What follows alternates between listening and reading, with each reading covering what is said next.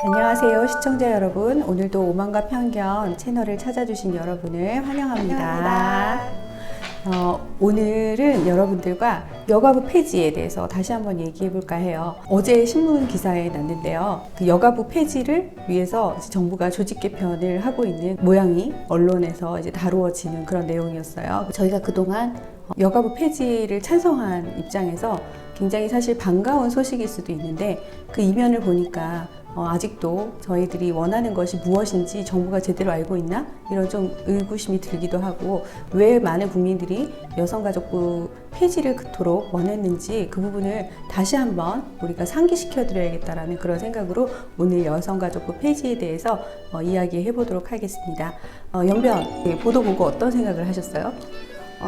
저는 많은 분들이 막 엄지척으로 올리시는데 좀 화가 났습니다.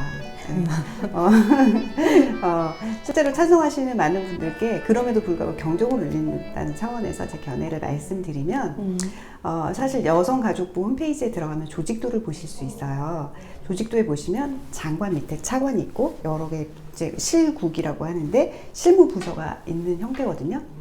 자, 어제 보도자료에 나온 것은 그 장관을 없애고 여가부 업무를 전체로 복지부, 보건복지부, 별도의 차관을 만들든지 아니면 차관급의 본부 형태로 그 조직을 가지고 간다라는 내용이라면, 사실은 조직을 크게 변화시키지 않은 상태로도 여가부를 그대로 이동시킬 수도 있는 상태인 거죠. 그렇죠. 쉽게 말하면 장관만 잘라내고, 네. 그 밑에 있는 것은 통으로 이렇게 복지부 밑에 붙이던가, 아니면 약간 별도의 모양으로 이렇게 개편을 한다던가, 이렇게 할 수 있다라는 이야기입니다. 게다가 제가 우려하는 것은 그 전에 계속 얘기가 나오던 보건부와 복지부를 가르는 것. 보건복지부는 지금 현재 차관이 2명이 있거든요. 그렇죠. 그래서 보건과 복지 업무가 사실 실질적으로 분리가 되어 있어요. 그렇다면 이걸 잘라내면 조금 업무가 이렇게 나뉘어지고 너무 한 부서가 커지지 않는 상태가 되는데, 그렇지 않은 상태로 여가부를 거기다 오히려 갖다 얹는 형태라면 실제로 업무가 너무 비대해질 가능성도 있고 관리가 안 될 가능성이 있습니다. 그리고 그렇죠. 우리가 계속 문제 삼는 그 젠더 이데올로기에 기반한 여성만을 중심으로 한 정책들이 그렇죠. 걸러지기가 어려운 구조인 거죠. 물론 뭐 차관을 통해서 장관한테 보고가 되니까 그걸 통해서 통합이 된다, 아니면 실국 회의를 통해서 통합이 된다라고 할 수 있지만, 공무원들이 그렇게 유기적으로 연대하진 않아요. 그렇죠. 그 실제로 보면 이제 여성가족부 자체가 그 태생부터 이렇게 거슬러 올라가 보면, 지금 이제 연변은 젠더 이데올로기에 기반한 정책이라고 말씀해 주셨는데, 그 부분이 정확하게 이제 다시 얘기하자면 성주류화 정책을 기반으로 해서 그 모든 어떤 정책을 시행하는 주체가 됐던 게 여성가족부잖아요. 그래서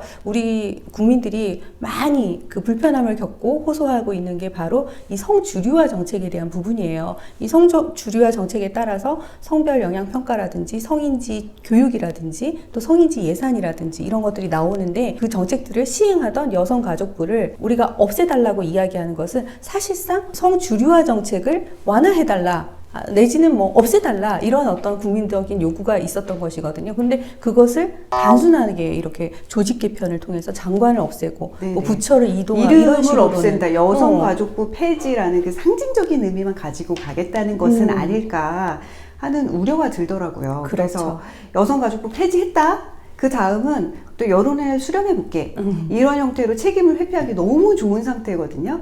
아니, 물론 뭐 무슨 정부 조직법 개편을 하려면 야당 도움도 받아야 되고, 지금 있는 여성 조직들이 여성을 위해서 해온 역할이 있으니까 존중해야 된다, 다 인정합니다. 그렇죠. 하지만 이 성주류화 정책으로 인해서 발생했던 부작용을 인정하는 것인가? 그렇죠. 그것을 물어보고 싶다는 거죠. 전에 우리가 말씀드렸듯이 여성가족부에는 여성만 있고 가족은 없었는데 우리나라가 저출산으로 인해서 거의 국가 존망의 위기를 해외에서 얘기 듣고 있는 이 상황에, 맞아요, 가족 정책 없이 계속적으로 이 여성 주도화 정책이 주도적으로 흘러가는 이 구조를 그대로 둘 것인가?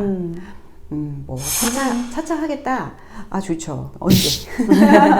언제도 같이 알려주시면은 믿고 기다려 보겠습니다만 네. 지금도 너무 늦었습니다. 지금 막 출산율이 점점 줄어들고 있는데 인구 가족 정책에 대한 대안은 너무 안 나오고 있잖아요. 네, 그렇죠. 지난번에도 한번 말씀드렸던 것 같은데 저출산 고령사회위원회라는 게 있어요. 근데 이 저출산 고령사회위원회가 거기서 기본 계획을 통해서 하고 있는 이 저출산 대응 정책이라는 것 자체가 성주류화 정책을 기반으로 하고 있어요. 그렇기 때문에 절대로 이 프레임 안에서는 이 저출산 문제를 극복하기가 어렵습니다. 우리에게는 지금 사실은 이 저출산을 극복하고 가족을 강화하기 위한, 그래서 우리 사회를 이루고 있는 기본 단위인 가정들을 건강하게 하기 위한 이런 가족 정책으로의 전환이 굉장히 시급한 상황이거든요. 저희는 그렇게 보고 있습니다만 어제 보도를 통해서 보는 여가부 폐지와 관련된 여러 조치들은 너무나 실망스럽고 미흡하다 이런 생각이 들죠. 좀 거시적인 안목으로 이 큰 그림을 그려가면서 하고 있는 것이 맞느냐 하는 확신을 주기에는 좀 부족하다.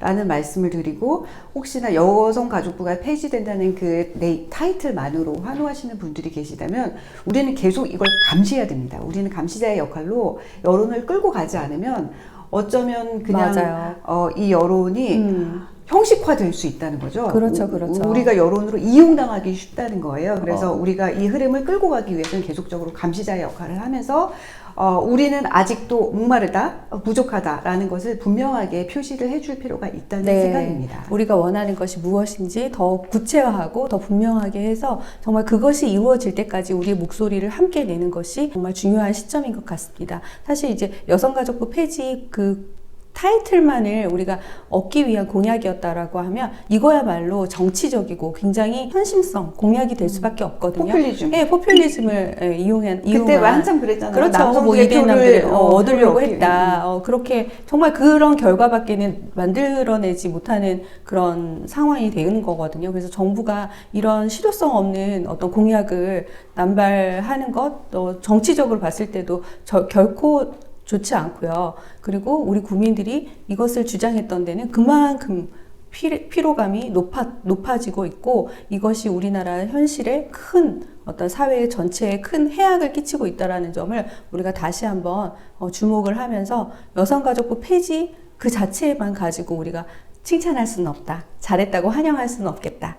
이런 생각입니다. 네, 여성가족부 폐지의 길이 멀긴 하지만, 그것도 힘들었긴 하지만 그 힘든 길을 그냥 걸어가는 게 아니라 목표를 가지고 가자, 뭐 이런 말씀으로 이해해 주시고 같이 뜻을 모아주시면 감사하겠습니다. 네, 여성가족부 폐지를 찬성해 주신 여러분들, 우리 아직 갈 길이 멀지만 힘을 내서 또 목소리를 함께 내서 반드시 우리가 원하는 그 목표를 갈 때까지 파이팅 합시다. 사실 저희가 뭐 막 이렇게 홍보를 위해서 애쓰지는 않는데요.